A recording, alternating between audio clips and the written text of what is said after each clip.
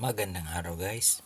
Nandito tayo ngayon sa landscape painting part 19 na po tayo. Ito po yung mga mga pools, no?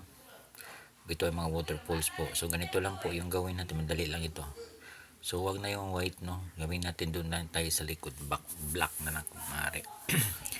Para tuloy-tuloy na. So vertical po yung strokes ng brush sa mga white, then pagkatapos ay unti-unti mo pong i-form, no? Lagyan ng mga mag-mix ka po ng blue at saka red, no? And konting yellow po. Yun yung gamitin mo po dyan sa tagiliran ng mga nagluluksong tubig. So ganun po, no?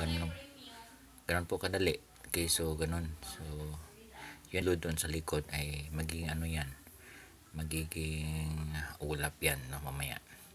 Okay, so dyan, no, unti-unti nating emphasize yung paglukso ng tubig. So mag-mix din ng light blue dyan. Okay, ganun po yan lahat, magiging white yung nagluluksong tubig po. So pagka-balls. So ganun po, dali lang. So gamit tayo ng painting brush. Saka okay, so ganun. So pagkatapos ay horizontal naman yung strokes ng white na gagamitin mo dito sa baba, no, para ma-emphasize yung tubig na naglulukso po.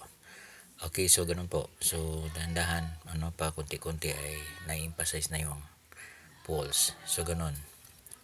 So pagkatapos niyan po ay lagyan natin yan ng green, no, para mayroon namang mga halaman yung mga pools natin. So mag-mix tayo ng brown at saka white. So ganun po, no, para may emphasize naman yung mga stones, yung mga bato. Okay, yun na. Then apply na tayo ng green. So diyan na tayo magsimula mag-apply ng green.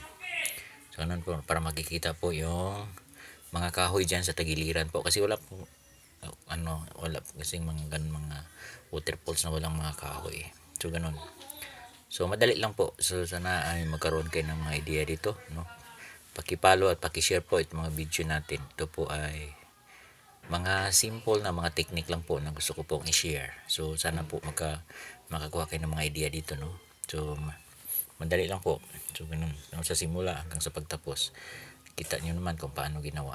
Pagkatapos yan ay apply natin yung reflection ng yellow, no. Ito yung nagbibigay ng distance.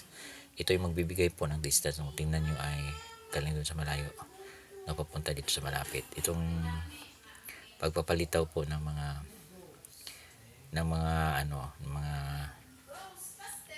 grass, no, kung saan. So ito yung magbibigay po ng distance, kaya yun. So tingnan nyo, di ba? Na-emphasize na po. So naging maganda na. At saka tayo lalagay dyan ng mga punong kahoy. So dyan na po yung mga punong kahoy, yung mga maliliit na kahoy. So lagyan ng mga maliliit na kahoy. So ganun po. So madali lang po yung pag-drawing ng painting. Hindi po mahirap.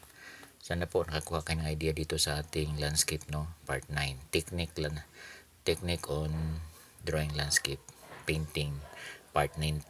So sana po nag-enjoy ang lahat dito. At pakisubaybayan pa ninyo po itong mga videos natin, kasi hindi po madali talaga itong mga ginagawa natin. Ito ay maaari din sa mga estudyante, no? Sa mga guro din na nag-handle ng art, no? Pwede nyo itong may pakita ng mga video po, demonstration, kasi may explanation naman. So malaga na kung paano ginawa yan. Common colors ng Namari colors, red, yellow, blue, white, no. At saka ito na kasing black naman yun ng 3 primaries. So magiging black naman yun sila. So mix ng black. So ito na may maginagawa natin. Ito kasi huwag mo nang pati basa pa yung paint, no.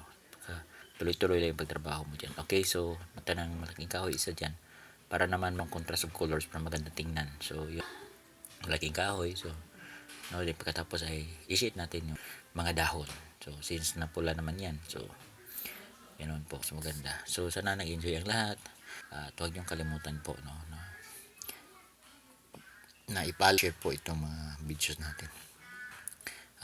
Hopefully po sunod po is mas maganda pa yung mga i-drawing natin, part ng mga realism painting. Maraming salamat po.